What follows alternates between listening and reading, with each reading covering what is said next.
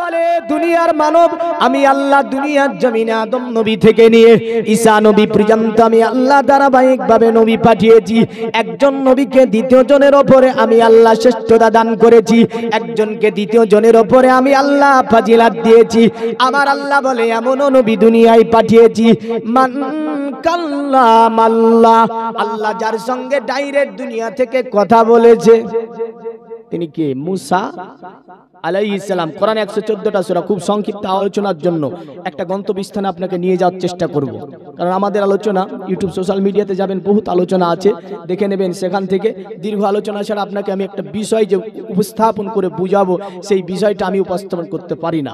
কারণটা হচ্ছে আমার ওয়াজের কয়েক কটা কোয়ালিটি থাকে। এক, বিজ্ঞানসম্মত বিজ্ঞান ও আল কোরআন। দ্বিতীয় নাম্বার হচ্ছে কোরআন ও বাইবেল, ভবিষ্যৎ কোরআন বেদ কি বলতে চেয়েছে এবং কোরআন কি বলতে চেয়েছে। তৃতীয় স্টেপে আমি নেব ইসলাম ও জীবনের ইসলামের মধ্য দিয়ে কোরআন ও হাদিস কি বলতে চেয়েছে। এখন কোন লাইনটা নেব একটা বিষয় ধরে ইনশাআল্লাহ যাওয়ার চেষ্টা করব।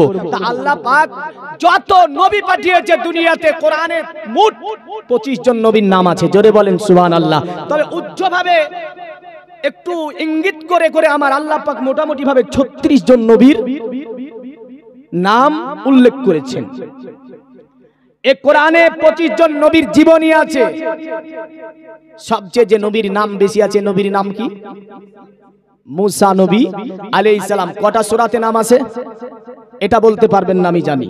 মুসা নবীর 29টা সূরাতে আল্লাহ জিকির করেছে। জোরে বলেন সুবহানাল্লাহ। কটা সূরাতে?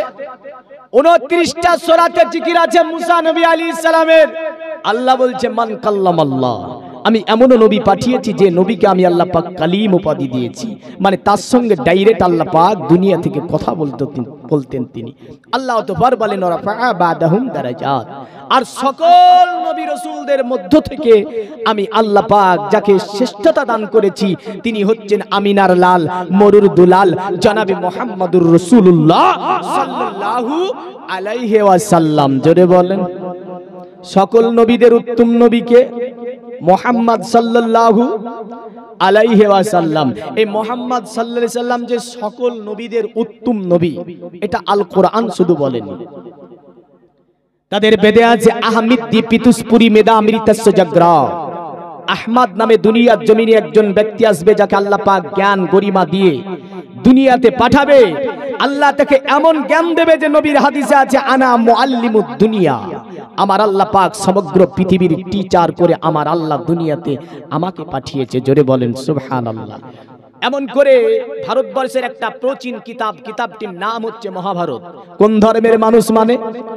মহাভারত সনাতনীরা, সনাতন ধর্মের মানুষ মহাভারতের লক্ষ্য করে। মহাভারতের বর্ণনা এভাবে আছে কালক্রমে বিষ্ণু যশেতে নামেতে ব্রাহ্মণ সম্বল নগরেতে জন্ম লইবেন, তখন মহাবীর্য মহাবুদ্ধি কলকিতার ঘরে জন্মিবে যথাকালে দেবকার জাতরে। জোরে বলেন। বলে পৃথিবীর মানব শোন, দুনিয়াটা যখন অন্ধকারে আচ্ছন্নিত হয়ে যাবে, এক আল্লাহর ইবাদত করা মানুষ থাকবে না, এক আল্লাহকে ডাকার কোনো মানুষ থাকবে না। আমার আল্লাহর ইবাদত করার যখন কেউ থাকবে না, অন্ধকারে আচ্ছন্নিত জগতের মধ্যে আমার আল্লাহ পাক বিষ্ণু যশের ঘরে এমন একজন ব্যক্তিকে পাঠিয়ে দেবে। বলল উনি আসবে মহাদুর্ব ব্রাহ্ম, অতএব তিনি ব্রাহ্ম গোত্রে আসবে। ব্রাহ্মণ শব্দটি হচ্ছে সংস্কৃতি শব্দ।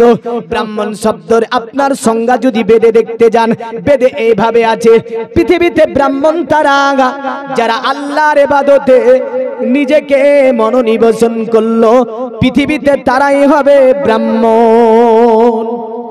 তো বলল তাকে পাঠানো হবে জগতের মধ্যে যখন জগৎটা অন্ধকারে আচ্ছন্নিত হবে।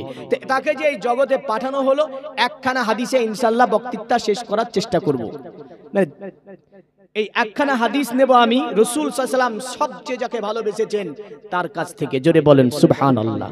আচ্ছা বলেন তো নবীজি সবচেয়ে কাকে বেশি ভালোবেসেছে? জানা নাই? নবীজি কাকে সবচেয়ে ভালোবাসছে? মিশকাতের হাদিস। নবীজি বসে আছেন, সাহাবীরা বসে আছে, নবীজিকে বলছে ইয়া রাসূলুল্লাহ একটা কথা জিজ্ঞাসা করব। আল্লাহর নবী বলে আমার সাহাবীরা বলো কি কথা জিজ্ঞাসা করবে? সাহাবীরা বলছে ইয়া রাসূলুল্লাহ আপনি বলুন পৃথিবীর জমিনে আপনি সবচেয়ে কাকে বেশি ভালোবাসেন? আমার নবী বলে, এ আমার সাহাবীরা শোনো, পৃথিবীর জমিনে আমি নবীজি যাকে সবচেয়ে বেশি ভালোবাসি তার নাম হচ্ছে আয়েশা। জোরে বলেন সুবহানাল্লাহ। সাহাবীরা বলছে, ইয়া রাসূলুল্লাহ, আপনি বলুন পুরুষের মধ্যে কাকে সবচেয়ে বেশি ভালোবাসেন? আমার নবী বলে, ও আবুহু আবু বকর। আর আমি নবীজি পুরুষের মধ্যে সবচেয়ে যাকে বেশি ভালোবাসি তার নাম হচ্ছে আবু বকর। জোরে বলেন সুবহানাল্লাহ। এ জগতের মুমিন মুসলমান, আয়েশাকে নবীজি এত কেন ভালোবাসতেন? হাদিস শরীফের মধ্যে আছে, নবীজি আমার বলেন, শোনো আমার সাহাবীরা, আমার জীবনে আমি যতজন স্ত্রী গ্রহণ করেছি, আল্লাহ পাক সবচেয়ে আমার স্ত্রী দ্বয়ের মধ্যে যাকে বেশি ভালোবাসে তার নাম হচ্ছে আয়েশাতুল হুমায়রা। এই কারণে আমি নবীজি আয়েশাকে সবচেয়ে বেশি ভালোবাসি। দুনিয়ার মুমিন মুসলমান, আয়েশা ছিল বড় বুদ্ধিমতী, চালাক, চতুর মহিলা। আল্লাহ পাক ব্রেনটা প্রকার করে দিয়েছিলেন। তাই একদিন নবীজি আমার আয়েশার ঘরের মধ্যে তিনি আপনার প্রবেশ করবেন। আয়েশার হুজরাটা ছিল একদম মসজিদের আপনার বাম দেওয়াল লাগা, যে যার সম্পর্কে হাদিসে এইভাবে আছে, নবীজি বলেন, মা বাইনা বাইতি ওয়া রাউজাতুম মির রিয়াজিল জান্নাহ। আমার ঘর থেকে নিয়ে একদম আমার মেম্বারের মধ্যবর্তী স্থানখানা হচ্ছে রিয়াজুল জান্নাহ। জোরে বলেন সুবহানাল্লাহ।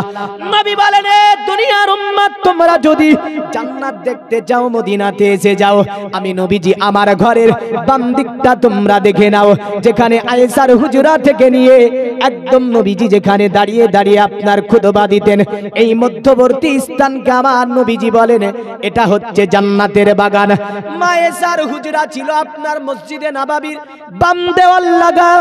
নবীজির অন্য কোন স্ত্রীর ঘরে পালিয়ে আছে। আল্লাহর নবী রমজান শরীফের মাস, নবীজি আমার আপনার সেহরি রান্না করার সময় আল্লাহর নবী মসজিদে নববীতে ঢুকেছেন, তিনি আপনার তাহাজ্জুদের নামাজ আদা করবে। কিসের নামাজ? তাহাজ্জুদের নামাজ। নবীজি বলেছেন, যদি আমার উম্মতের উপরে কষ্ট মনে না করতাম, তাহাজ্জুদের নামাজকে আমার উম্মতের জন্য আমি ফরজ করে দিতাম। এখন আপনি মনে মনে অনেকে ভাবছে, রে 5 ওয়াক্ত তো পড়ি না, তাহাজ্জুদের মাসালা কি বলে বলবি? 95টা 100-র মধ্যে 95% মানুষ মুসলমান নামাজ পড়ে না। ঠিক বলছি না ভুল? ঠিক বলছি না? 95% মানুষ কুরআনও পড়া জানে না।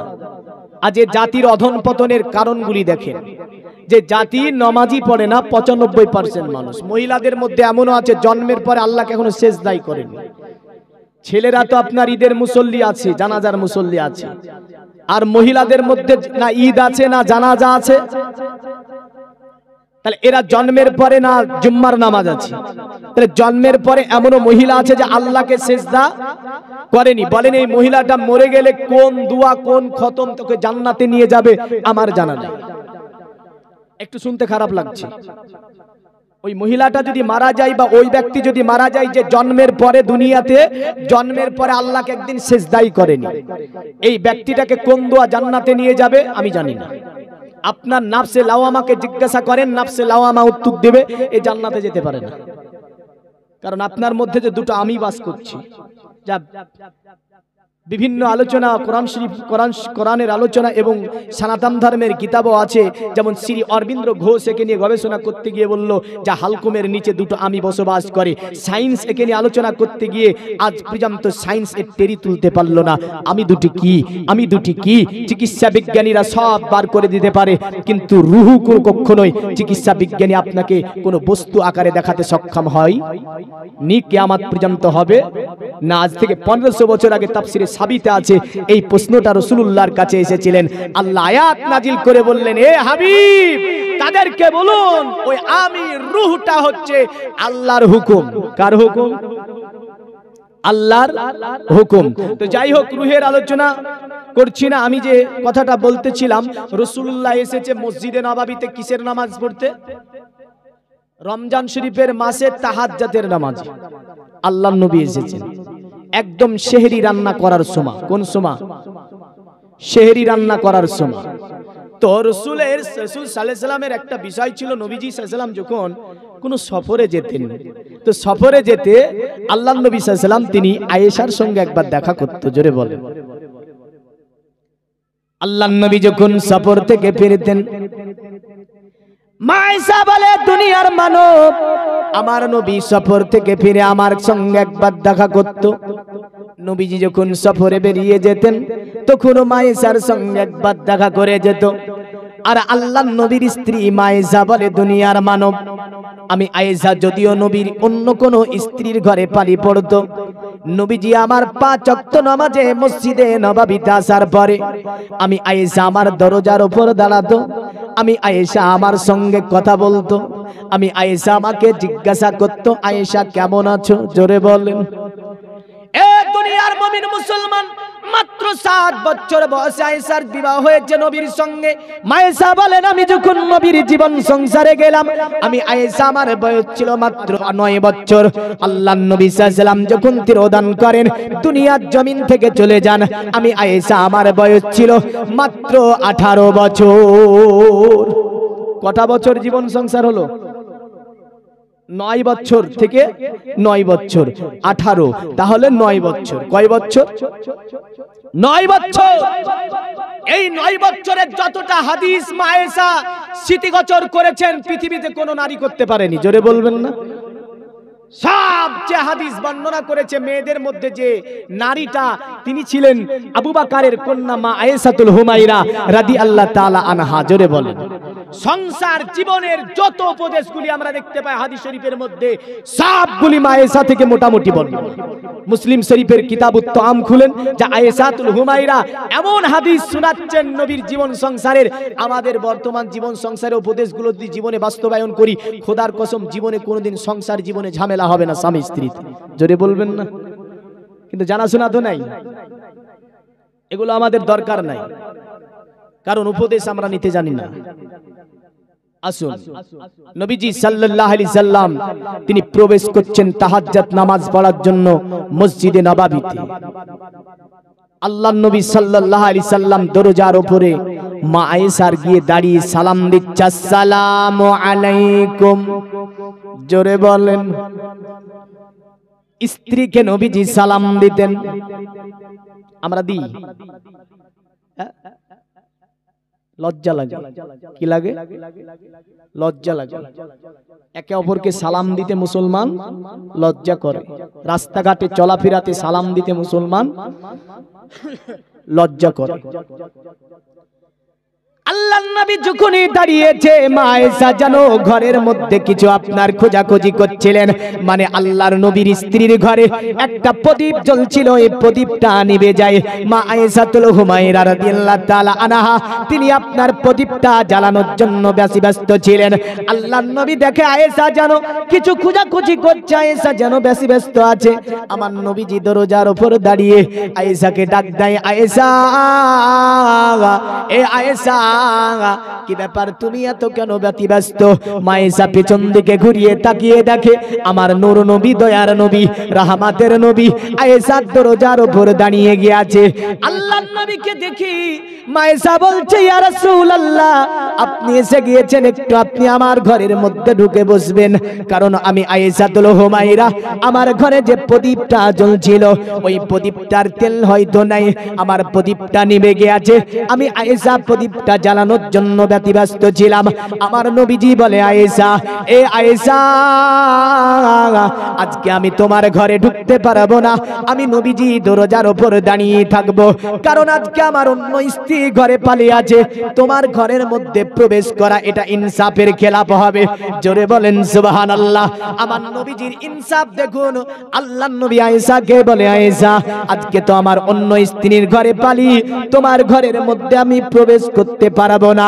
মা আয়েশা বলে, ইয়া রাসূলুল্লাহ, ইয়া হাবিবাল্লাহ, ওগো নবীজি, আপনার জীবন সংসারে আমি আয়েশা 9 বছর বয়সে মক্কা থেকে মদিনায় এসেছি, আমি আয়েশা ধন্য হয়ে গেছি, কারণ আপনার জীবন সংসারে এসে জীবনে কোনোদিন মক্কার কথা আপনি আমাকে স্মরণ করতে হতে দেননি, জীবনে কোনোদিন আপনি আমাকে কোনো কষ্ট দেননি। ওগো নবীজি, আমি আয়েশা পিতামাতা থেকে নিয়ে আমার মক্কার সহধর্মিনীরা থেকে নিয়ে আমার সহদেব আমার সাথীবৃন্দ থেকে নিয়ে মক্কার মানুষ থেকে নিয়ে এক কথায় আমি আয়েশাতুল হুমাইরা সকলকে বলেছি একমাত্র আপনার চেহারার দিকে তাকিয়ে, ওগো নবীজি আপনি একটু ঢুকুন, আপনি আমার ঘরে বসুন, আপনার ওই যে নুরানি চেহারার ঝলকিতে আমার ঘরটা আলোকিত হবে, আর আমি আয়েশা আমার ঘরের কাজগুলো কমপ্লিট করব। জোরে বলা যাবে না তো? নবীজি নূর না মাটি? নবীজি নূর না মাটি? মাটি। এই নবীজি নূর না মাটি? আল্লাহ বলে কাদ জাআকুম মিনাল্লাহি নূরু ওয়া কিতাবুম মুবিন, নিশ্চয় আমি আল্লাহ আমার তরফ থেকে তোমাদের কাছে একটা নূর পাঠিয়েছি। জোরে বলেন সুবহানাল্লাহ। ওয়া কিতাবুম মুবিন, আমার আল্লাহ পাক বলে একটা কিতাব পাঠিয়েছি। নূরটা কি আর কিতাবটা কে? আমি যদি দেখতে যাই আমার কথা হয়তো মানতে পারবেন না। আজ থেকে 350 বছর আগে আব্দুল হাকিম মুহাদ্দিসে দেহলভী তিনি ব্যাখ্যা দিচ্ছে, ওয়াহুয়া নূরু মুহাম্মাদুর রাসূলুল্লাহ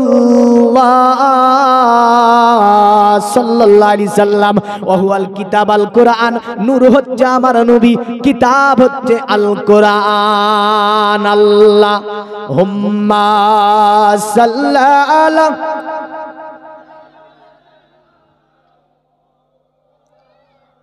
ওয়া আলা আলিহি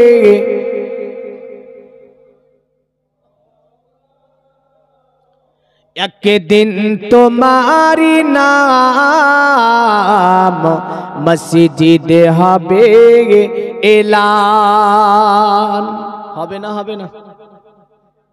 ওয়াজ কিন্তু ভুলবেন না। আমি আছি আয়েশার হুজরা পাকে রাসূলুল্লাহ সাল্লাল্লাহু আলাইহি ওয়াসাল্লাম একদম সেহরি রান্না করার সময় ঢুকে যেত। আয়েশা বলছে আপনার চেহারা ঝলকিতে আজকের কাজগুলো আমি করব। জোরে বলেন। একদিন তোমারি নাম মসজিদে হবে এলান, তৈরি থেকো তৈরি রেখো কবরে মান সামান, একদিন তোমারি নাম মসজিদে হবে এলান, একদিন তোমারি নাম মসজিদে হবে এলান, একদিন তোমাকে পরিয়ে কাফন আত্মীয় স্বজন করে বেদাফন, একদিন তোমাকে পরিয়ে কাফন আত্মীয় স্বজন করে বেদাফন, হঠাৎ চলে যাবে আদরের ধান প্রিয় মা বাবার ভাসিয়ে নয়ন। জোরে বলবেন না? তৈরি থেকো তৈরি রেখো সুন্নাতি আমাল ঈমান, একদিন তোমারি নাম মসজিদে হবে এলান, একদিন তোমারি নাম মসজিদে হবে এলান, নামে সামন জারি করিবে এত বন্ধ হয়ে যাবে জীবন নাটক, বাহাদুরি থাকিবে না দেহে জৈবন, ফুরিয়ে বসন্ত আসিবে শ্রাবণ। আসবে না? আসবে না? এই রক্তের তেজ, এই গরম, এই অহংকার থাকবে, একদিন ফুরিয়ে যাবে, আপনাকে বুড়ো হয়ে যেতে হবে, ভাবছে হয়তো এইরকমই জোয়ান থেকে যাব। তাই কবি বলে কি? তাই কবি বলে ফুরিয়ে বসন্ত আসিবে শ্রাবণ, তৈরি থেকো তৈরি রেখো কোরআনি আমাল ঈমান একদিন তোমারি নাম মসজিদে হবে এলান একদিন তোমারি নাম মসজিদে হবে এলান আল্লাহুম্মা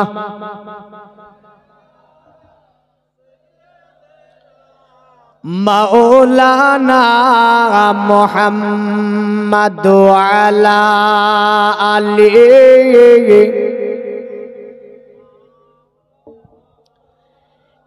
পৃথিবীর মুমিন মুসলমান আমার নবীজি যে নূর এটা শুধু কোরআন বলেনি বেদের মধ্যে যদি আপনি দেখতে যান বেদে নবীকে নূর বলেছে নাকি মাটি বলেছে বিদ্রোহ কবি কাজী নজরুল ইসলাম নবীকে নূর বলেছে কি নাকি মাটি বলেছে রবীন্দ্রনাথ ঠাকুর নবীজিকে নূর বলেছে নাকি মাটি বলেছে স্বামী বিবেকানন্দ নবীকে নূর বলেছে নাকি মাটি বলেছে শ্রী অরবিন্দ ঘোষ আমার নবীকে নিয়ে গবেষণা করতে গেল আমার নবীকে মাটি বললো নাকি নূর বললো একটুখানি আমরা যদি খতিয়ে দেখতে যাই জগবেদের মন্ত্রখানা পড়ি বুঝতে পারবেন আমার নবী নূর নাকি মাটি জগবেদে বলে অসব মাসুক আমারুহে দেবদত্তং জগৎপতিং জিনা সাদুদামান নমস্তে সবার যে গুণা নিবেদন চিররান্না সোনা খোনাং হয়ে না প্রতিমুদ্দাতিং নিপ্রলিঙ্গ ছদ্মদশান কোটি সোনি অনুসাতিং অথ তিসং ভবিষ্যন্তি মানংসি বিসদা নিবে বসুদেবঙ্গরা গাতি পুণ্যগন্ধা নিষ্প্রেসাম পৌরজন পদনংবে হাতিস কিলা সুজা দেবাধরমা কিত্র যুগা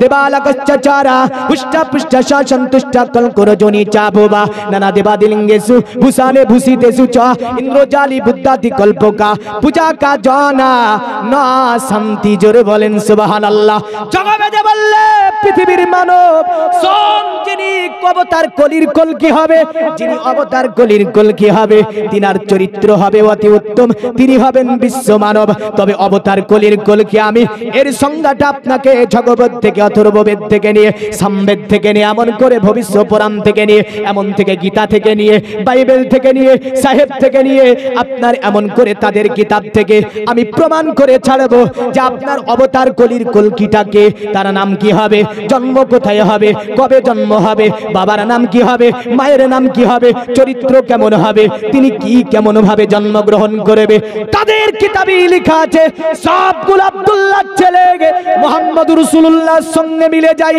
বোঝা যায় যে এই অবতার কলির কলকি বলতে তারা জিনাকে বুঝিয়েছেন তিনি হচ্ছেন মা আমিনার লাল মরুর দুলাল আব্দুল্লাহ লাক্তো জিগার জনাবে মুহাম্মদুর রাসূলুল্লাহ সাল্লাল্লাহু আলাইহি ওয়াসাল্লাম জোরে বলেন সুবহানাল্লাহ তারা বললে দুনিয়ার মানব উনি হবে বিশ্ব মানব আর ওই পণ্ডিতকে বলল গো পণ্ডিত তুমি দয়া করে বলবে ওনার অতএব চেহারা কেমন হবে দেখতে কেমন হবে ওনার অতএব গায়ের রং কেমন হবে বলল শোন এ দুনিয়ার মানব তার চেহারা বেদে বর্ণনা দিতে পারবো না বলে কেন বর্ণনা দিতে পারবে না বলে ভাষা দিয়ে বোঝানো সম্ভব হবে না বলে কেন সম্ভব হবে না বললে এতটা বলে দিতে পারবো চিররান্না সোনা খোনা হয়ে না প্রতিমুদ্দাতি নবী যিনি হবে তিনার চেহারা থেকে যেন আলোক রশ্মি বিচ্ছরিত হবে আর তার চেহারা থেকে যেন আলোক রশ্মি বের হবে আর তা থেকে যেন অন্ধকার দূরভূত হবে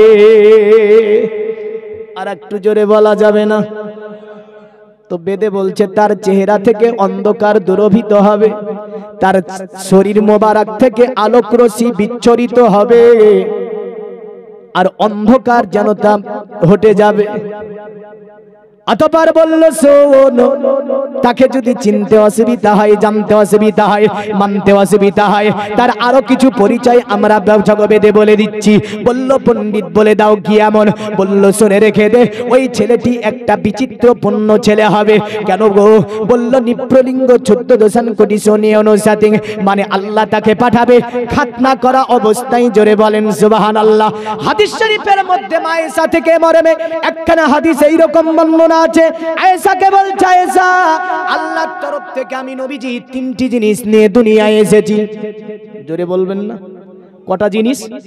কটা জিনিস বললাম তিনটি মায়েশা বড় চালাক চতুর বুদ্ধিমতী মহিলা বলে নবীজি বলুন তিনটি জিনিসের নাম কি আল্লাহর নবী বলে আয়েশা প্রথম নাম্বার হচ্ছে আমি আল্লাহর কাছ থেকে যেটা নিয়ে এসেছি, আমার মায়ের নারীর সঙ্গে আমি নবীজি আমার নারীর কোনো সংযোগ ছিল না। জোরে বলবেন না। চিকিৎসা বিজ্ঞানীকে জিজ্ঞাসা করেন, মায়ের নারীর সঙ্গে ছেলের নারীর যদি যোগ না থাকে ছেলে বাঁচবে না মরবে? চিকিৎসা বিজ্ঞানী নবীকে নিয়ে গবেষণা করতে গিয়ে তাজ্জুব হয়ে গিয়েছে। এই বিজ্ঞানের গবেষণাগার থেকে যদি আপনাকে আমি বলতে যাই, কোন একটা নবীজি সাল্লাল্লাহু আলাইহি ওয়াসাল্লামের 1 সেকেন্ড টাইম লাগেনি এমন একটা কথা বলেছে, কিন্তু বিজ্ঞানে আমেরিকায় একটা গবেষণা করেছিল দীর্ঘ 10 বছর ধরে, তবুও নবীজির এই কথাটার সমাধান করতে পেরেছিল না ওরা। কি কথা? নবীজি বলেছিলেন, মাছি যদি তোমার খাবারে পড়ে যায় সেই মাছিটাকে ডুবিয়ে দাও, ডুবিয়ে দেওয়ার পরে ওই মাছিটাকে তুলে ফেলে দাও, ওই খাবার খেয়ে নাও, কোনো অসুবিধা হবে না। জোরে বলেন সুবহানাল্লাহ। বিজ্ঞানীরা এই গবেষণাটা 10 বছর ধরে করেছিল। কত বছর ধরে? নবীজি বললেন, লা তাকুলু সামাকা ওয়ালা তাসরিবাল লাবান, তোমরা মাছলি খাওয়ার পরে পরে, মাছ খাওয়ার পরে পরে সঙ্গে সঙ্গে দুগ্ধ পান করবে না। বিজ্ঞান গবেষণা করতে করতে করতে গিয়ে দেখছে মাছে যা প্রোটিন আছে, এমন করে এই যে দুধে যা ফ্যাট, এমন করে রাসায়নিক গুলি আছে, দুটি একসঙ্গে মিলে গেলে পেটের কমপ্লিন হবে। আজ থেকে 1500 বছর আগে চিকিৎসা বিজ্ঞানীকে শিক্ষা দিয়ে গেল যিনি, তিনি হচ্ছেন আব্দুল্লাহর ছেলে মুহাম্মদ সাল্লাল্লাহু আলাইহি ওয়াসাল্লাম। জোরে বলেন সুবহানাল্লাহ। আটলান্টিক মহাসাগর, প্রশান্ত মহাসাগরের একটার পানি নোনা, একটার পানি আপনার কি মিঠা, দুটি পানির রং হবে দুই রকম। বিজ্ঞানীদের দীর্ঘ গবেষণা ছিল। আমেরিকান বিজ্ঞানী এমন করে আপনার রাসায়নিক বিজ্ঞানীরা থেকে নিয়ে এমন করে পৃথিবীতে বিভিন্ন দেশের বিজ্ঞানীরা স্টিমারে করে সেখানে গিয়েছিল, গবেষণা চালিয়েছিল, সমাধান দিতে পেরেছিল না। বেদে গেল, বেদে নাই, পুরাণে গেল, পুরাণে নাই, গীতায় গেল, গীতায় নাই, জানদে বাস্তা খুললো, জানদে বাস্তায় বর্ণনা নাই। বলল কোথায় পাওয়া যাবে? কোরআন খুলে দিল তারা। কোরআনে 3টি সূরার মধ্যে আমার আল্লাহ পাক এই সমুদ্রের বর্ণনা দিচ্ছে। জোরে বলেন সুবহানাল্লাহ। কোরআন যখন তারা সূরা রহমান পেল, তখন সূরা রহমান বলছে, মারাজাল বাহারাইনিয়াল তাকিয়ান। দুটি সমুদ্রের বর্ণনাটা দিচ্ছে দেখেন আল্লাহ। আমরা বুঝি না তো আরবি, হ্যাঁ, কিন্তু এই আরবির মধ্যে বাংলাটা কত সুন্দর আছে বলে দেব। আল্লাহ তবে আরবিটা বলছে এইভাবে, মারাজাল বাহারাইনি আলতাকিয়ানি বাইনাহুমা বারযাখুল্লা ইয়াবগিয়ান।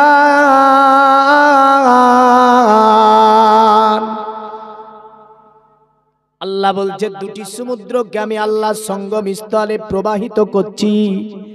একটার পানি হবে নোনা আর একটার পানি হবে মিঠা। দুটির কালার হবে আলাদা। জোরে বলেন।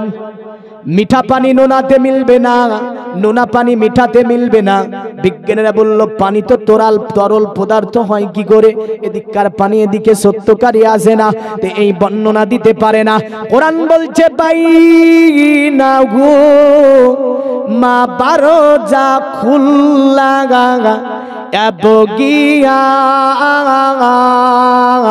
ইয়াবগিয়ান। আমি আল্লাহ দুটি সমুদ্রের মধ্যে একটা পর্দাকে নির্মাণ করেছি। জোরে বলবেন না। দুটি সমুদ্রের মধ্যে আল্লাহ বলছে একটা পর্দা মেরেছি, এই সমুদ্রের পানি এতে যাবে না, এই সমুদ্রের পানি এতে যাবে না। এবার তারা নিল মুহাম্মদ সাল্লাল্লাহু আলাইহি ওয়াসাল্লাম কি বলেছে এই দুটি সমুদ্রকে নিয়ে আমার নবীজির বর্ণনায় গিয়ে তারা আমার নবীজিকে বলেছিল, নমস্তে বিরজানাত মুরিস্তাল নিবাসীরে জিব্রে রাসূলুনা সাহেব হুমায়া প্রবার্তীরে, আব্দুল্লাহর ছেলে মুহাম্মদ, তোমার কদমের নিচে যদি আমরা না আসি আমরা কোনো কিছুই পেতে পারি না। জোরে বলবেন না। এই মুসলমান, আজ একটু চিন্তা করে দেখো ইসলাম কি দিয়েছে, সমগ্র বিশ্বকে চলমান করে রেখেছে এখনো যে কিতাবটা, তার নাম হচ্ছে আল কোরআন। জোরে বলবেন না। কিন্তু আমরা তো জানি না, আমরা জানি না, আমরা ভাবি যে না আল কোরআন শুধু নামাজ পড়ার জন্য, বাচ্চা কাঁদলে ফুক দেওয়ার জন্য, তাবিজ করার জন্য। আমরা ভেবেছি যে রমজান শরীফের মাস আসবে পড়বো আর বাদ বাকি ঘরে তুলে রাখবো। এই ঠিক বলছি না? বল, এটা হয় না? হ্যাঁ, রমজান আসলে নামাবে, আবার রমজানে আপ দেখবে তো 1 ফুট ধুলো লেগে আছে, আর বাড়িতে টিভি আপনার ভালো ভালো মাল রেখেছে বুঝলেন, ও মালের জন্য আপনার ফ্লিপকার্ট অ্যামাজন থেকে ভালো ভালো কভার কি করে বুক করে এনে লাগিয়ে দেয়। দেখে মনে হয় যে রে বাবারে কত লাখ টাকা দামের না জানি জিনিস। আর কোরআনটার উপরে যে জুজদানটা আছে, চিমটি মারলে মলা ওঠে। এর চেয়ে অধঃপতন জাতির কিছু আছে আর? একজন বুকের উপরে হাত দিয়ে বলতে পারবেন যে আমার বাড়িতে একটা কোরআন আছে, ওই কোরআনটার জন্য আমি ফ্লিপকার্ট থেকে অ্যামাজন থেকে উন্নত মানের একটা জুজদান কিনে আমার কোরআনটাকে রেখেছি? পারবেন না বুকের উপর হাত দিয়ে বলতে। কিন্তু আমাদের বাড়িতে টিভি সিনেমাগুলো আছে, এর জন্য বলবেন হ্যাঁ ঠিক আছে, এর জন্য কতটা হয়ে গেছে, একটা পুরাতন খোলা আর একটা ফেলে দেয়, হ্যাঁ না? একটু সচেতন হবেন, রাগ নেবেন না। কোরআনের ভালোবাসতে শিখুন, কোরআনের মহাব্বত শিখুন, কোরআনের প্রেম শিখুন। আপনার জীবন ধন্য হবে, সংসার সুখের হবে, এমন করে সংসারে বরকত আসবে। জোরে বলেন আরে পড়ো গো কোরআন মধুর বাণী, দিয়ে মন প্রাণ অন্তর তোমার সদা হবে, পড়িলে কোরআন। জোরে বলবেন না? ওযু করো কোরআন খোলো, কাবার দিকে বসে ধীরে ধীরে পড়ো কোরআন, জীবন কাটবে সুখে। পড়ো গো কোরআন মধুর সুরে, দিয়ে মন প্রাণ অন্তর তোমার সদা হবে, পড়িলে কোরআন। জোরে বলা যাবে না সুবহানাল্লাহ? তো বলল ছেলেটি বিচিত্রপূর্ণ হবে, কারণ নিপ্রলিঙ্গ 14 কোটি সোনিয়নসাতিং, মানে ছেলেটি খাতনা করা অবস্থায় দুনিয়াতে আসবে। জোরে বলে। তবে আয়েশার হাদিসে আর একটা জিনিসের কথা এটাও আছে।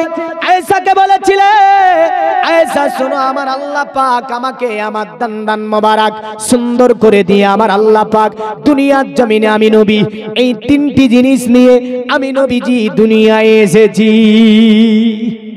একটা নারী কাটা, দ্বিতীয় নাম্বার আমার নবীজি সাল্লাল্লাহু আলাইহি সাল্লাম খাতনা করা অবস্থায়, তৃতীয় নাম্বার হাদিসে আছে নবীজি বলেন আল্লাহ আমার সুন্দর করে দান মোবারক দিয়ে দুনিয়াতে পাঠিয়েছে। মনে থাকবে এই তিনটি। তো বেদে বলল ছেলেটি বিচিত্রপূর্ণ হবে, কারণ তিনি খাতনা করা অবস্থায় দুনিয়াতে আসবে। অতঃপর বলল অথোতে সংভবিষ্যন্তি মানাংসি বিসাদানিবে বসুদে বাংরা গাতি কুন্নগন্ধানি নিষ্প্রেসাম। শোন, পৃথিবীর জমিনে তোরা যদি শান্তি পেতে চাস, পৃথিবীর জমিনে যদি তোরা শান্তিময় জীবনময় বাস করতে চাস, আব্দুল্লাহর ছেলে মোহাম্মদকে মেনে নে। যদি তাকে মেনে নিতে পারিস, দুটি জগৎ তোর কল্যাণময় হয়ে যাবে। তাই বলল অথোতে সংভবিষ্যন্তি, তার সংস্পর্শে আসলে তোরা শান্তি পেয়ে যাবি।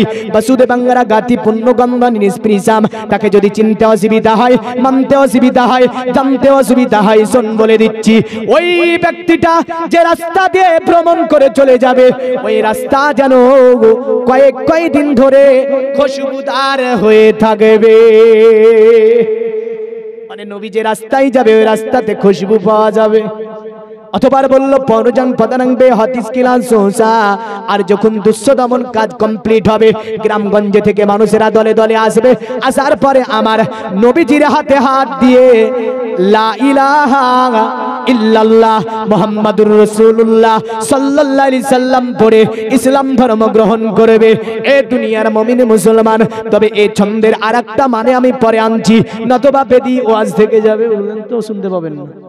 কারণ একটা একটা করে যে মন্ত্রটা পুরোটা পড়েছি আমি, প্রতিটা মন্ত্রটাকে একটা একটা করে এনে যদি ব্যাখ্যা করি, এখানে অনেকক্ষণ ওয়াজ হয়ে যাবে।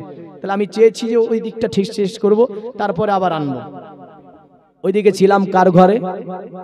আয়েশাতুল হুমায়রার ঘরে। নবীজি দরজায় দাঁড়িয়েছে, তা আয়েশার ঘরখানা বিলকুল আলোকিত হয়েছে। জোরে বলবেন না? তাহলে নবীজি সাল্লাল্লাহু আলাইহি সাল্লাম মাটি, এই যে কথাটা বলা, খোদার কসম এই দুনিয়ার জমিনে আসমানের নিচে এখনো কোনো মা একটা ছেলের জন্ম দিতে পারেনি।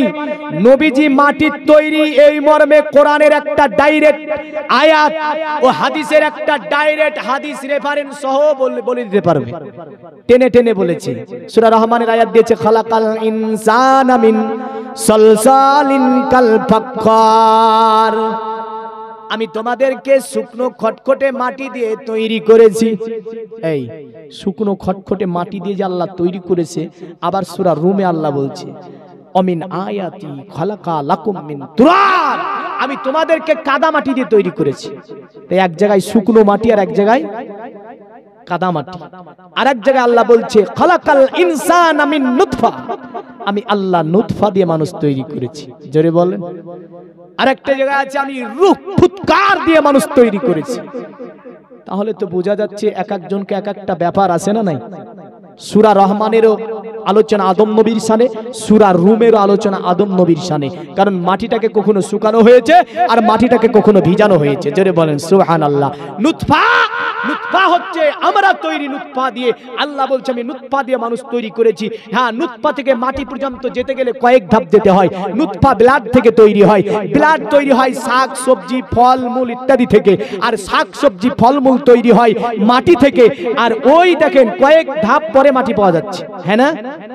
নুতফা তৈরি এইভাবে ধাপের ধাপ গেগার মাটি পাওয়া যাবে, ডাইরেক্ট নুতফা মাটি নয়, কারণ নুতফা ব্লাড থেকে তৈরি হয়েছে। তো যাই হোক আসি, আমার আল্লাহ আমার নবীকে তৈরি করেছে নূর দিয়ে। জোরে বলেন কি দিয়ে? নূর দিয়ে। তো মা আয়েশা বলছে নবী একটু আপনি আমার ঘরের মধ্যে ঢুকুন, দুটি কথা বলি, আমার ঘরটা আলোকিত হবে আর আমি অন্য কাজগুলো আমি কমপ্লিট করব। সুবহানাল্লাহ। আল্লাহর নবী বলে আয়েশা, এ বিবি আয়েশা, আমি আজকে তোমার ঘরের মধ্যে প্রবেশ করব না আয়েশা। আমার নবী আয়েশা বলে নবীজি আপনাকে আল্লাহ এত সুন্দর চেহারা দিয়েছে, আপনার চেহারাতে সূর্য হার মেনে যায়, আপনার চেহারাতে চাঁদ হার মেনে যায়। ওগো নবীজি আমার ঘরের প্রদীপটাই তেল নিভে গে, তেল নাই, তেল হয়তো শেষ হয়ে গেছে, আমার ঘরের প্রদীপ জ্বলে না। এ দুনিয়ার মুমিন মুসলমান, ওটা যে সে ঘর মনে করেন না যে ঘরের মধ্যে জিবরাইল আলাইহিস সালাম আল্লাহর কোরআন নিয়ে অবতীর্ণ হতো। জোরে বলেন সুবহানাল্লাহ। ওটা যে কোনো ঘর মনে করেন না, যে ঘরের থেকে আপনার শরীয়তের জন্ম হয়েছে ওটা যে কোনো ঘর মনে করেন না। যে ঘরের মধ্যে বিছানার উপরে আল্লাহর কোরআন অবতীর্ণ হয়েছে, এটা এমন একটি ঘর যে ঘরের মধ্যে জান্নাতে এমন জায়গা নাই যে জায়গা আয়েশার হুজরাতে আছে। জোরে বলেন সুবহানাল্লাহ। এখনো আমার নবী যেখানে আরাম করছেন ওটাই হচ্ছে উম্মুল মুমিনিন মা আয়েশাতুল হুমায়রা রাদিয়াল্লাহু তাআলা আনহার হুজরায়ে পাক, যেখানে আমার নবী আরাম করে। কারণ যেখানে নবী মাহারে নবুয়তের ইসলামকে টাচ করেছে আছেন, জান্নাতে 8টি জান্নাতের গেট আছে। এই জান্নাতের মধ্যে এমন কোন একটা জায়গা নাই যে আয়েশার হুজরার ওই জায়গা চেয়ে উত্তম হবে। জোরে বলা যাবে না। আরে করনা ঝরনা ঝরা মদিনা শহর নগর, মদিনা শহর নগরে যেতে করিলেন গো বারবার, জান্নাতে হতে আবজালাম প্রিয় নবীর দরবার। আমার নবীজির দরবার জান্নাতের চেয়েও উত্তম। জোরে বল, জান্নাতের চেয়েও উত্তম জায়গা। তো রাসূল সাল্লাল্লাহু আলাইহি সাল্লাম বলছে আয়েশা আজকে আমি ঢুকবো না তোমার ঘরে। নবীকে বলে ইয়া রাসূলুল্লাহ ইয়া হাবিবাল্লাহ গো নবীজি একটা কথা আপনাকে বলি, আপনার এত সুন্দর চেহারা আল্লাহ আপনাকে দিয়েছে যে আপনার এই চেহারাতে আমি কাজগুলো কমপ্লিট করব। আমার নবী আয়েশাকে ডেকে বলে আয়েশা, এ আয়েশা তুমি আমার চেহারার এত সুন্দর বর্ণনা দাও, এ আয়েশা তুমি আমার চেহারার তারিফ করো। এ আয়েশা কাল কিয়ামতের দিনে ময়দানে মাহশারে আমার এমন কিছু উম্মত আছে যারা আমার চেহারা কানা দেখতে পাবে না। উম্মুল মুমিনিন মা আয়েশা বড় বুদ্ধিমতী, তিনি যত হাদিস আমার নবী থেকে বর্ণনা দিয়েছে, যত হাদিস আয়েশা থেকে আলোচনা আছে মা আয়েশা থেকে ক্লিয়ার আলোচনা পাওয়া যায়। জোরে বলেন সুবহানাল্লাহ। নবীজিকে বলে ইয়া রাসূলুল্লাহ ইয়া হাবিবাল্লাহ ওরা কারা যারা আপনার চেহারা কিয়ামতে দেখতে পাবে না? আমার নবী বলে আয়েশা, এ বিবি আয়েশা ওরা হচ্ছে তারা যারা হবে বখিল, যারা হবে কি বকিল, অতএব এই বকিলেরা আমার নবীজির চেহারা দেখতে পাবে না। পাবে? মায়েশা বলে, ওগো নবীজি আপনি দয়া করে বলবেন বকিল কারা? আল্লাহর নবী বলে, আয়েশা শোনো, পৃথিবীর জমিনে বকিল তারা যারা আমি নবীজি আমার উপরে দুরূদ পড়তে কৃপণতা করে। আল্লাহর নবীর স্ত্রী মায়েশা বলে, ওগো নবীজি দয়া করে আপনি বলবেন অতএব ওদের অবস্থা কিয়ামতে কি হবে, ওরা কিয়ামতের দিন কোথায় যাবে?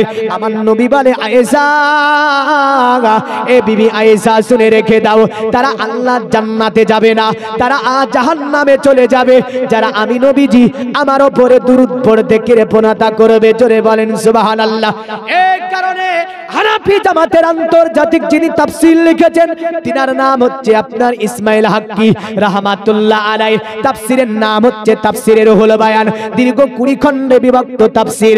বর্তমান সমাজে কোন বলছে এগুলো মানতে পারবো না, নামে বলে হানাফি আর বলে কি উঠে বলে তাফসীর মানি না, নামে বলে হানাফি বলে তাফসীরে কাবির মানি না, নামে বলে হানাফি ও তাফসীরে জুমাল মানে না, নামে বলে হানাফি তাফসীরে রুহুল বায়ান মানতে চায় না। এ জগতের মুমিন মুসলমান তারা বলে 6টি মানবো, তবুও বাদ দিয়ে তবুও কি দিয়ে বাদ দিয়ে 6টির মধ্যে আবার সব মানবে না, ওর মধ্যে বলে সহিটা মানবে। আবার কি বলে? সহিটা মানবে। এই সহি এবং জাইফের বর্ণনা আমি দিতে পাচ্ছি না, কোনোদিন আসলে ইনশাআল্লাহ বুঝিয়ে দেবো সহি জাইফ কি। তবে একটা কথা বলে রাখলাম, সাধারণ যুবক জেনারেশনকে যারা বলেছে জাইফ হাদিস মানি না, তওবা পড়ে ওদেরকে কালেমা পড়তে হবে, এটাই ফতোয়া। তওবা পড়ে কলেমা পড়তে হবে। নবীজির একটা হাদিসকে কেউ যদি অস্বীকার করে ওটাই যথেষ্ট হবে মুসলমান থেকে বাদ হওয়ার জন্য, এটা মনে রাখবেন।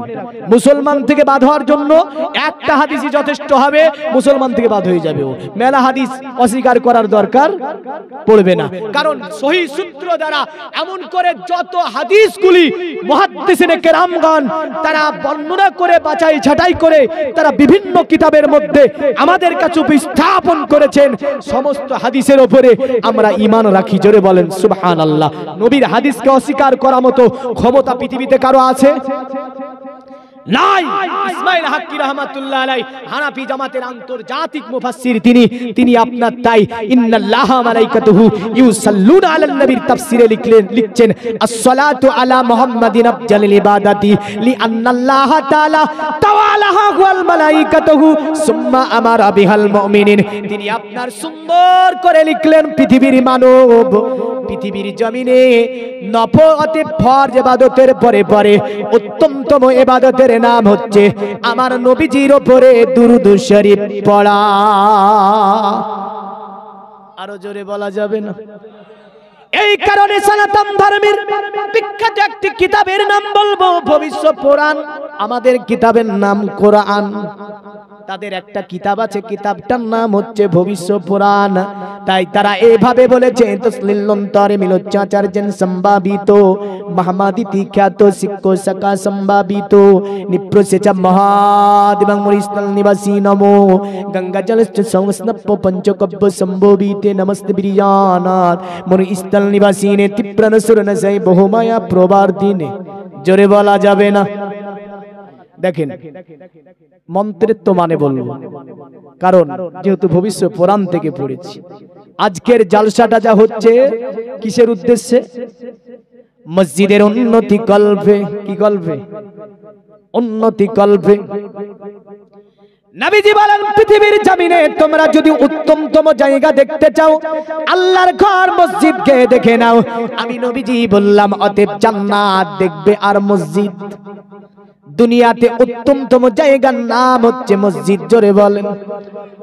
বান্দার জীবনে দুটি আমল আছে পৃথিবীতে, দুটি ইবাদত, এক হয় মালি ইবাদত, এক হয় বদনি ইবাদত। মানে আমাদের শরীরকে খাটিয়ে যে ইবাদত করি এটাকে বলা হয় বদনি ইবাদত। এই বদনি ইবাদতের মধ্যে সবচেয়ে বড় ইবাদতের নাম নবীজি বলেছেন, ওটার নাম হচ্ছে নামাজ। জোরে বলেন। আর মালি ইবাদতের মধ্য থেকে সবচেয়ে বড় ইবাদতের নাম নবীজি আমার বলেন যার নাম হচ্ছে সাদাকায়ে জারিয়া। আর এই সাদাকায়ে জারিয়া উত্তমতম হচ্ছে আল্লাহর ঘর মসজিদ নির্মাণ করা। জোরে বলবেন না? আল্লাহর ঘর মসজিদ নির্মাণ করা। এই যে মসজিদ, এটা আল্লাহর ঘর, সব ধ্বংস হয়ে যাবে। কোরআন বলছে কুল্লু মান আলাইহা ফান ওয়া ইয়াবকা ওয়াজহু রাব্বিকা যুল জালালি ওয়াল ইকরাম। সব ধ্বংস হয়ে যাবে আল্লাহ পাকের জাত ব্যতি রেখে। কিন্তু ইমামে আজম আবু হানিফা বলেন মসজিদগুলো ধ্বংস হবে না, কিয়ামতের আগে আমার আল্লাহ মসজিদকে উঠিয়ে নেবে। জোরে বলা যাবে না। তো যেহেতু মসজিদ ধ্বংস হবে না, মসজিদ যারা বানাবে তাদের দানও ধ্বংস হবে না। জোরে বলেন। 5 জন ভাই আমার একটা করে 1000 টাকা মসজিদের জন্য উন্নতি কল্পে যেহেতু বহু খরচ করে ফেলেছেন দুনিয়াতে, 5 জন ভাই আমার মাত্র একটা করে 1000 টাকা আল্লাহর ঘর মসজিদে সাদাকায়ে জারিয়া স্বরূপ একটু দাঁড়িয়ে বলেন তো মৌলভী সাহেব, বহু দিয়েছি, বহু খরচ হয়েছে, মেডিকেল, ডাক্তার, এ ও পড়াশোনা, স্কুল, কলেজ, ইউনিভার্সিটি, ট্যুর, এখানে ওখানে বহু হাজার টাকা, একটা 1000 টাকা আল্লাহর ঘর মসজিদের জন্য বলেছি। 5 জন ভাই আমার পাক পাজাতেনের মহাব্বতে একটু দাঁড়িয়ে বলে দেন তো আমি দিয়ে দেব। নাই, একটা 1000 টাকা বলেছি, কারণ এ দান এমন একটা দান পরে আপনি দিতে পারবেন। এখন ভাবছেন পকেটে না, আর মৌলবীরা চাই রে, কারণ আসলাম 1 কেজি জিলাপির দাম নিয়ে, অনেকে ভাবছে 1 কেজি জিলাপির দাম নিয়ে এখন কি দেবো, যাক পরে দিয়ে দেবেন ইনশাল্লাহ। কারণ এই যে মসজিদে আপনি ওয়াদা করে দেবেন, তাহলে এই ওয়াদাকারী যখন ওয়াদা পূরণ করে দেয় আমার আল্লাহ ওই পরিবার ওর কাজে কর্মে আল্লাহ দ্বিগুণ বরকত দেয়। জোরে বলেন। মা বোনেদের তরফও বলবো 5 জন একটা করে 1000 টাকা ইনশাল্লাহ দোয়া করে দেব। নবীজি বলেছেন দুনিয়ার জমিনে মসজিদ এমন একটা জায়গা যে মসজিদ যখন নির্মাণ হয় পৃথিবীর জমিনে সর্বপ্রথম মসজিদ যেটা, ওই মসজিদের নাম কি কি গো জানেন না? নবীজির সব নবীজি যে নির্মাণ করেছেন সর্বপ্রথম মসজিদ। তবে হ্যাঁ, কোরআনে এভাবে আছে ইন্না আউয়ালা বাইতি উজিয়া লিন্নাসি লাল্লাযী বিবাক্কাতা মুবারাকাও ওয়া হুদাল লিল আলামিন। আমি আল্লাহ পৃথিবীর প্রথম ঘর বানিয়েছি কাবা। জোরে বলেন। কিন্তু আমি বলেছি নবীজির প্রথম নির্মিত মসজিদটার নাম কি? ভুল বলেছে, 1000 লাগবে, কিন্তু ভুল বললে 1000 লাগবে। মসজিদে নববী নাই, অ্যানসার ভুল। বলে দেব কি করে তৈরি হয়েছে তাও বলবো। এই মসজিদে নামাজ পড়লে কি পাওয়া যায় নবীজি তাও হাদিসে বলেছে, তাও বলবো। এই মসজিদে নবীজি কোন কাজটা করেছিলেন তাও বলবো ইনশাআল্লাহ। 5 জন আমার ভাই একটু দাঁড়িয়ে আল্লাহর ঘর মসজিদের জন্য একটা করে 1000 টাকা 5 জনের কাছে আমি চেয়েছি। পাক পাজাতনের ভালোবাসা, পাক পাজাতনের প্রেম, পাক পাজাতনের মহব্বত নিয়ে নাই। সুবহানাল্লাহ, নারায়ে তাকবীর। দেখেছেন কতটা তেজ জাজবা ঈমান কোথায় আজ আমাদের? আমরা তো বাঘের জাত, সিংহের জাতের গর্জন দেখে বিশ্ব ভয় পাবে, হ্যাঁ না? কি নাম? নাম বলেন। আরেকজন এখানে কি বললো? 1000 কি নাম? মাওলানা শফিকুল ইসলাম 1000 টাকার দেখা। জিন্দাবাদ বলেন। নারায়ে তাকবীর, নারায়ে রিসালাত। আপনার এই দেখেন বলছে মৌলভী সাহেব নাম বলতে হবে না, 1000 টাকা আল্লাহর ঘরে দিয়ে দেব। জোরে বলেন। আল্লাহ 2 জন ব্যক্তি 1000 করে দান করেছে। এই 2 ছোট্ট যুবক ছেলে এসে বলছে বাবলু নামে 500 টাকা আল্লাহ দান করেছে, দানকে কবুল ও মঞ্জুর করুন। আরেকজন ভাই আমার এখানে এসে বলছে মৌলভী সাহেব বাকি নেব না, পৃথিবীতে অনেক টাকা ব্যয় করে দিয়েছি, এখানে গিয়েছি ওখানে গিয়েছি ফুরিয়ে ফেলেছি, 1000 টাকা নগদ দিয়ে দেব। কি আছে, জীবনে বহু টাকা ফুরিয়ে ফেলেছি, 1000 টাকা দিয়েছে ভাই আমার, দানকে কবুল ও মঞ্জুর করুন। আল্লাহ ভাইয়ের আল্লাহ চলাফেরা থেকে নিয়ে আল্লাহ এমন করে রব্বুল আলামিন শিক্ষা জীবন থেকে নিয়ে এমন করে আল্লাহ সকল কিছুতে আপনি বরকত দিন। সকলে বলুন আল্লাহুম্মা আমিন। একটু তাড়াতাড়ি আসবেন, 3 জন। আচ্ছা নামটা লিখলেন তো? কি নাম? জরিনা বে 500 টাকা দাতা। জিন্দাবাদ বলেন। আল্লাহ দুনিয়ার জমিনে তোমার ঘর মসজিদে করেছে দান, আল্লাহ তার স্বামীর কবরখানাকে কোষে দামানোয়ার করে জান্নাতের টুকরা বানিয়ে দেন। আল্লাহুম্মা আমিন। এই দেখেন আরেকজন ভাই আমার এখানে এসে 2000 টাকা আল্লাহ তোমার ঘর মসজিদে দান করেছে, ভাইয়ের ব্যবসা বাণিজ্য খেতে খামার থেকে নিয়ামন করে আল্লাহ পরিবার পরিজন নিয়ে দুনিয়ার জমিনে শান্তিময় জীবন যাপন করার তৌফিক দিন। রিজিকের মালিক হচ্ছে আমার আল্লাহ, হায়াতের মালিক আল্লাহ, মৃত্যুদার মালিক আল্লাহ, সুখদার মালিক আল্লাহ, দুঃখদার মালিক আল্লাহ। একটুখানি চটচট করে একটা করে 1000 টাকা দিয়ে দেবেন, আল্লাহ ভালোবাসবে। সুবহানাল্লাহ। একজন মা আমার এখানে 100 টাকা, একজন ছোট্ট মেয়ে এখানে 100 টাকা দান করেছে। ব্রেনকে প্রকার করে দিন, অসুখ বিসুখ থেকে হেফাজত করুন। যে মা আমার 100 টাকা দান করেছে, আল্লাহ দুনিয়ার জমিনে হায়াত দারাজ করুন, অসুখ বিসুখ থেকে হেফাজত করুন। আত্মীয় স্বজন যারা অন্ধকার করে তাদের কবরগুলোকে কুশাদা মানোয়ার করে জান্নাতের টুকরা বানিয়ে দিন। সকলে বলুন আল্লাহুম্মা আমিন। আরো জোরে বলতে হবে। পাকি পাঞ্জাতনে পাতা আমার হবে গোছাতা। জোরে জোরে জোরে ভাবছেন শুনবো পয়সা দেব না, তা হয় না। ইব্রাহিম নবী আলাইহিস সালাম একজনকে বলছে, তুমি আল্লাহর নাম একটু শোনাও তো, তোমার গলাটা খুব ভালো লেগেছে আমার। তো যে টাকা লাগবে, কি বলছে? টাকা লাগবে, টাকা লাগবে। সুবহানাল্লাহ। একটা ছোট্ট মেয়ে কিনা শামিমা খাতুন নামে এখানে আসিয়া 20 টাকা দান দিল মসজিদে লাগিয়া। জোরে বলেন সুবহানাল্লাহ। আল্লাহ শামিমা খাতুনের নামকে আপনার আল্লাহর দানকে কবুল করুন, মেয়েটির হায়াত দারাজ করুন, আল্লাহ মেয়েটির ব্রেনকে প্রকার করে দিন, সুশিক্ষায় শিক্ষিত করুন। আল্লাহুম্মা আমিন। সুবহানাল্লাহ। হযরত আলী দেখো কোথায় না বসেছিল গো, ছিল কি ছিল না তাহা দানে বোঝা গেল। জোরে বলেন। হযরত আলী না এখানে আসিয়া 500 টাকা দিয়েছে আল্লাহ তোমার মসজিদে লাগিয়া। আল্লাহ যে আশায় যে উদ্দেশ্যে দান করেছে, হযরত আলী 500 টাকা দিয়েছে, 500 টাকা বাকি রেখেছে, 1000 টাকা দিতে চেয়েছে। আল্লাহ হযরত আলীর দানকে আপনি কবুল করুন। আল্লাহ কাল কিয়ামতের দিন ময়দানে মাহশারে নবীজির শাফাত হযরত আলীর পর নসিব করুন। পাকি পাঞ্জাতনে পাতা আমার হবে গোছাতা। জোরে বলেন। ফাতেমা তাকিবে পিছে, আলী কহিবে কথা, হাসান দেখাবে আলো, হুসাইন বলিবে ঠিকানা। জোরে বলা যাবে না? তো এই যে পাক পাজাতনের কথাগুলো শুনছেন, এমনি তো হবে না। তো ওই ব্যক্তিটাকে বলছে তোমার গলা খুব ভালো, একটা আল্লাহর নাম বলো না। টাকা নেবে, কি বলছে?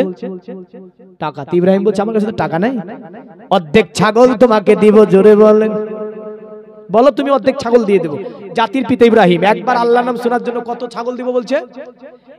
একদল ছাগল আছে বলে দিয়ে দেবো। তাই? হ্যাঁ, শুরু করেছে। ওই রাস্তা চলতি ব্যক্তি বলছে, একদম দাঁড়িয়ে গিয়ে আল্লাহু আকবার, আল্লাহু আকবার। ইব্রাহিম আলাইহিস সালাম সিজদায় চলে গেলেন। এত সুন্দর সুরে পড়ছে, সিজদা থেকে মাথা তুলে দেখছে আবার চলে যাচ্ছে। ইব্রাহিম আলাইহিস সালাম পেছন থেকে ডাক দিয়ে, এ পথি আর একবার আল্লাহর নাম শুনিয়ে দাও। জোরে বলো। টাকা লাগবে, কি বলছে? টাকা লাগবে। ইব্রাহিম বলছে পথিক তুমি যদি আর একবার আল্লাহর নাম আমাকে শুনিয়ে দাও, আমি ইব্রাহিম আমার যত ছাগল আছে সব ছাগলগুলো তোমাকে দিয়ে দেব। জোরে বলবেন না? এ দুনিয়ার মুমিন মুসলমান, পথিক বলছে ইব্রাহিম দেবে বলে হ্যাঁ। ইব্রাহিম আলাইহিস সালামের দিকে আপনার তাকিয়ে পথিক বলছে আশহাদু আল্লা ইলাহা ইল্লাল্লাহ।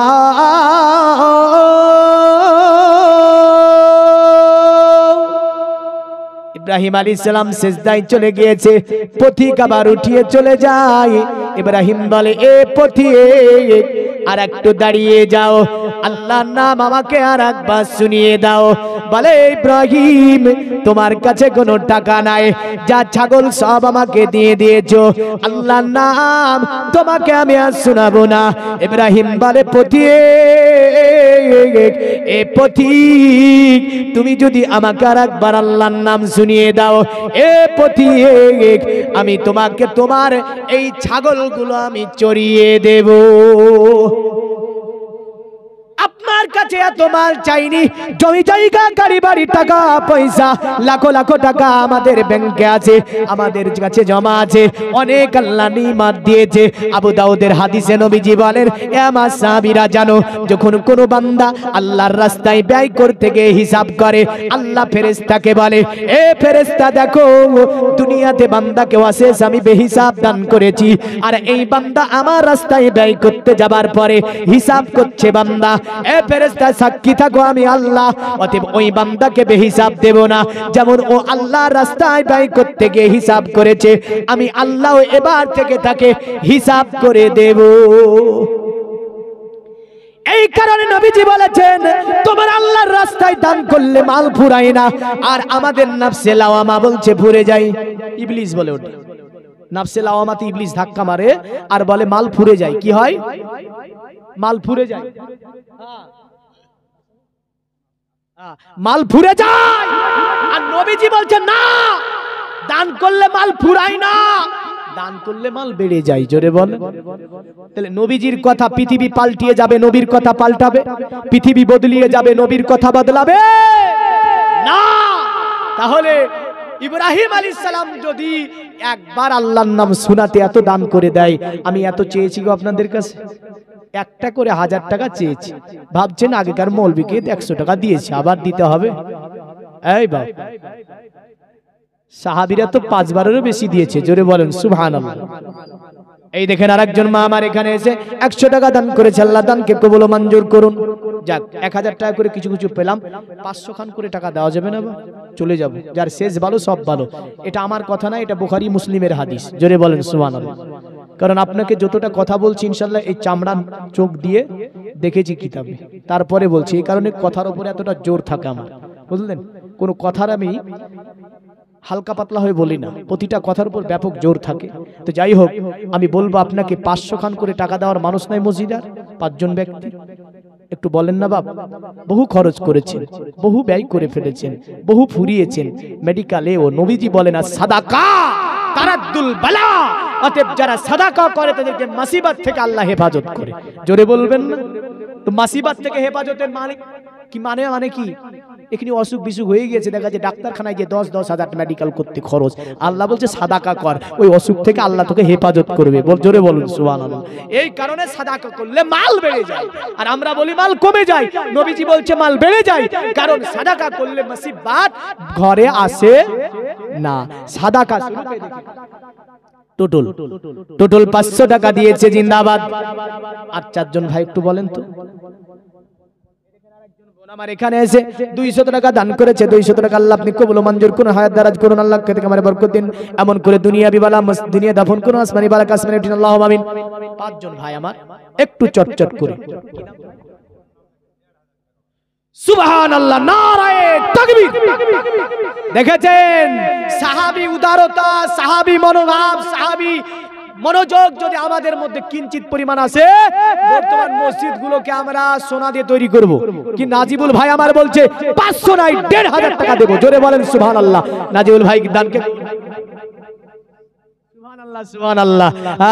তো নাজিবুল ভাইয়ের দানকে আল্লাহ আপনি কবুল করুন, হায়াত দারাজ করুন, আল্লাহ সুখদার মালিক আপনি, তার পরিবারে সুখ শান্তি দিন, ব্যবসা বাণিজ্যে আল্লাহ বরকত দিন। আরেকজন যুবক ভাই আমার এসে বলছে, মৌলভী সাহেব এই দেখেন 500 টাকা দিলাম, যার জিস নামে ভাই আমার এখানে এসেছে, এসে 500 টাকা মসজিদকে দান করেছে, আল্লাহ দুনিয়া ভাই বালা দুনিয়ায় দাফন করুন, তার জন্য আসমানি বালা আসমানে উঠিয়ে নিন, আল্লাহ দুনিয়ার জীবন সংসারে সুখ শান্তি দিন, আল্লাহ বিবাহ জানিয়ে দুনিয়ার জমিনে আল্লাহ শান্তিময় জীবন যাপনের তৌফিক দিন, আল্লাহ অসুখ বিসুখ থেকে পরিবারকে হেফাজত করুন, আল্লাহ এমন করে দুনিয়ার জমিনে ইসলামের ছায়াতলে শান্তিময় জীবন যাপনের তৌফিক দিন। সকলে বলুন আল্লাহুম্মা আমিন।